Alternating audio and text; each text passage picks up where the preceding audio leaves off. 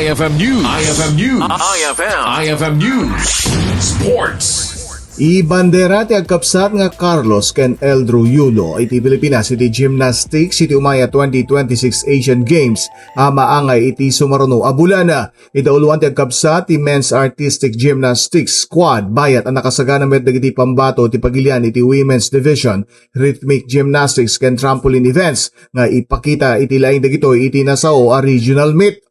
Kalpasan na limaktaw iti 2022 edition, gapo iti panagsabak iti Olympic qualifiers, target itata ti double Olympic gold medalist ni Carlos iti makaiyawit iti gold iti Asiad, usar iti nalawang eksperyensa iti nasawa sports. Bit-bit met iti kapsat na iti agtawenen at 18 ani Eldro iti napigsa a kumpiyansa, manipod iti panangabak na iti Asian Championship ken Junior World Championships. Manamnamang agbalinan na irot iti kompetensya iti sibubukel a Philippine Gymnastics Team tapno makayawid iti pamadayaw iti Pilipinas.